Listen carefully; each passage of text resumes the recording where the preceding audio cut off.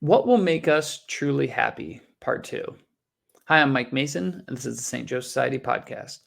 The St. Joe Society is a Catholic lay apostolate devoted to help men order all things to Christ by growing strong in mind, body, and spirit. If you'd like to learn more about our work, you can check us out online at stjosephsociety.org.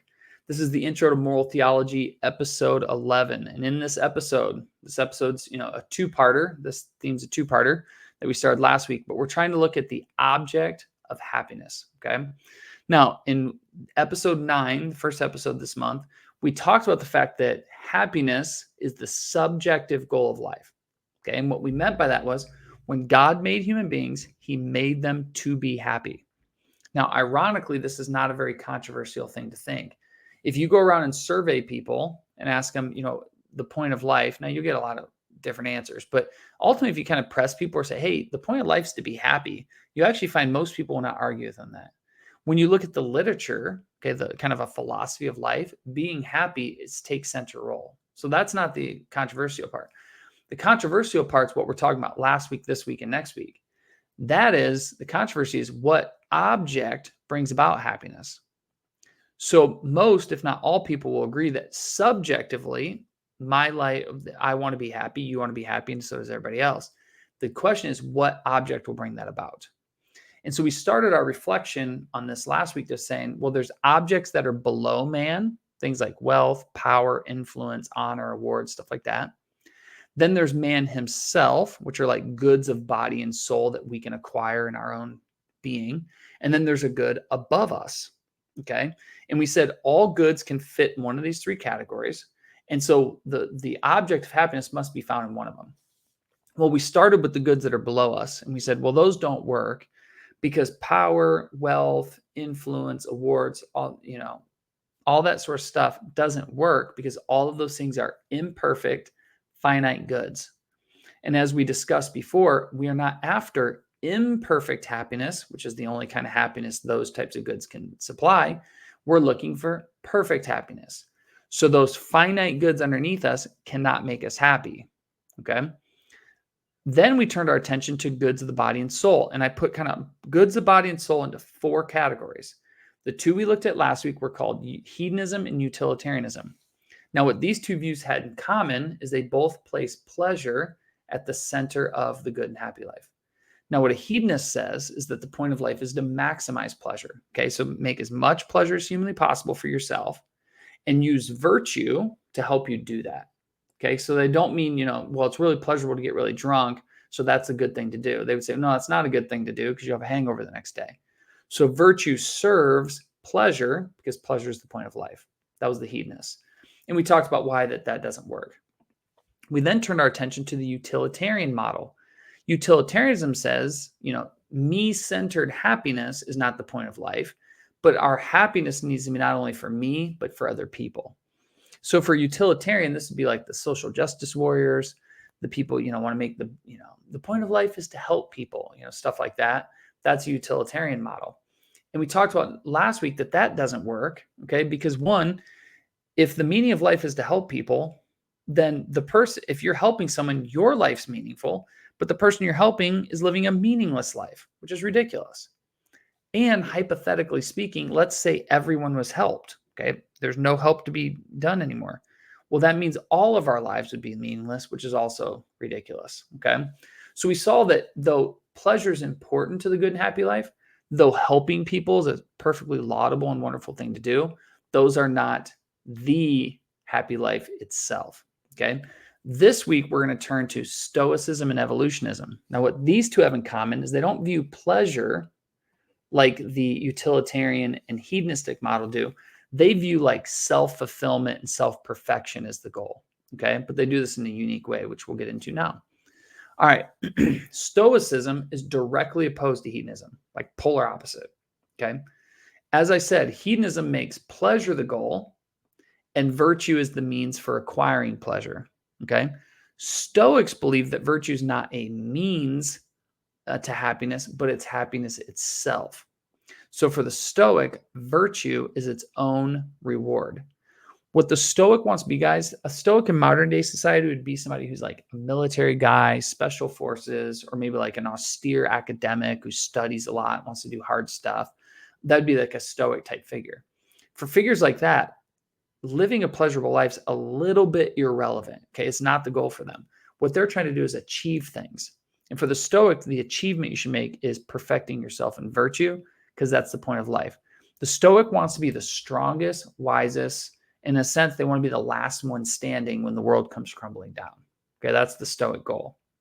Now, I've learned a lot from the Stoics. I actually like reading them. I find some of their insights are really helpful. But one of the problems with the Stoic is that virtue is not the goal, it's a means. Okay? Remember what virtues do. Our intellect is ordered towards the truth. Our wills are ordered towards the good, right? What we perceive as good. Our irascible and concupiscible appetites are ordered towards pleasurable and difficult goods. What do virtues do? They serve those powers and those appetites to keep them in order. Virtue always has a servant role. Okay. So virtue is not an end. It's always a means. You can't remove it because the intellect wants to know the truth. The truth's the goal, not the prudence that helps me get there. Okay. So if you notice that virtue always serves the end of happiness, it's not happiness itself. And that's why the Stoic position ultimately fails. Okay. Now let's turn our attention to evolutionism. Now, what I'm calling evolutionism, we would call today like self-help books, okay, or like Oprah Winfrey's approach to the moral life. So if you walk into any Barnes and Noble or Amazon, Google, type in self-help books, you'll get a boatload of them. Sign up. And if you ever get into this literature, which I get into some of it, because some of it can be relevant and helpful, especially for what I do for a living. But when you get into the stuff, what you'll notice is they all contradict each other. Okay. This is what I mean by the evolutionary approach. As you guys know, the biological theory of evolution, okay, it's that lower species are evolving into higher forms, and that this is not guided by the theory of evolution says this process is not guided by anything outside of it. Also, ironically, there's no goal. Okay, so the goal of evolution is to make progress, but there's no like ideal that's out there. Okay.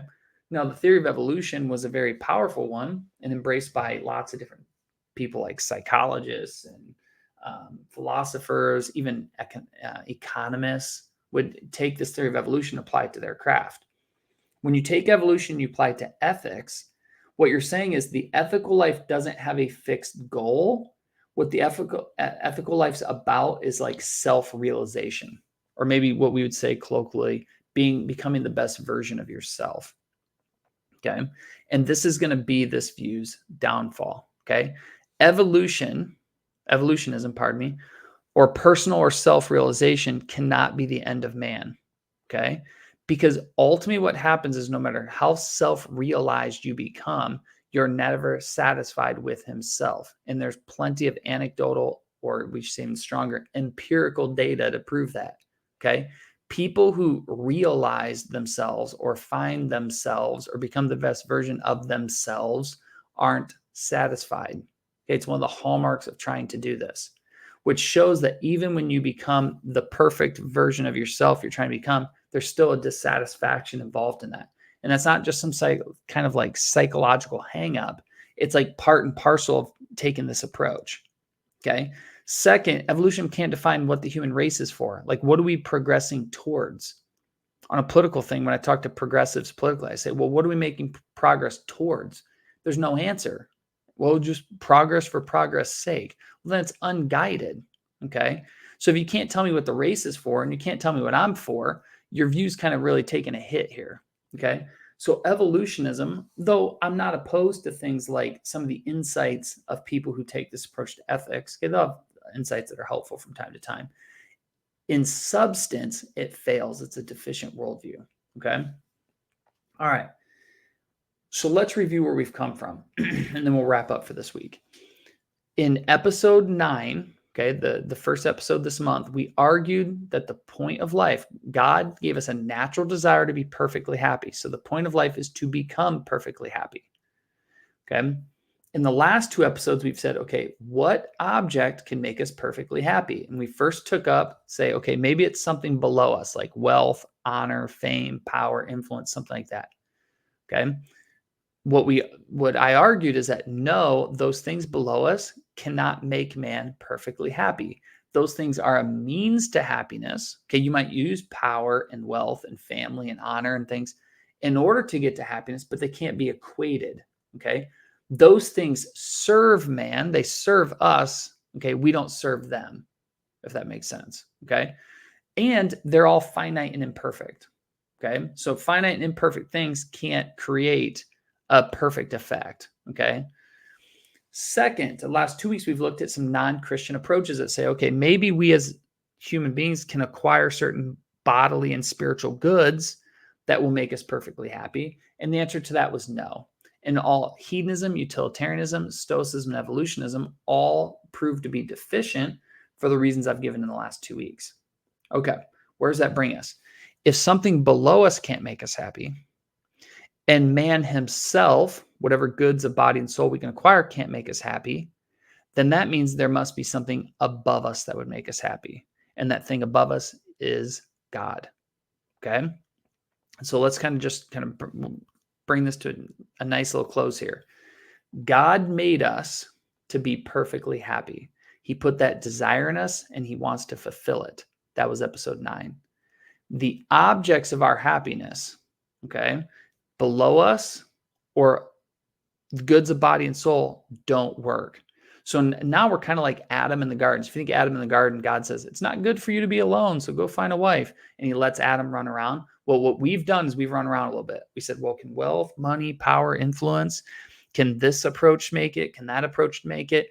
We're at a point now where we're saying, okay, there's no goods, this worldly goods that can make us perfectly happy. What's left? We're turning back to the maker. Okay.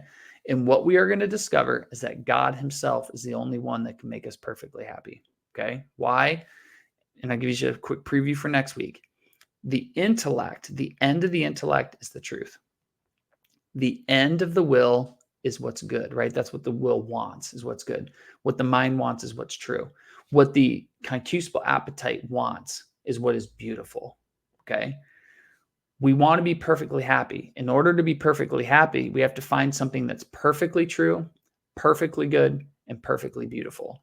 And what we will discover next week is that God is that object. God is perfectly true, perfectly good, and perfectly beautiful. So when we get him in heaven, we will become perfectly happy. All right. We're going to stop there. It's been kind of an intense couple weeks, but I hope you guys got some good stuff out of it. And next week, we'll turn our attention to the beatific vision, which is one of the coolest truths that we can learn. All right. Hope you guys have a blessed week.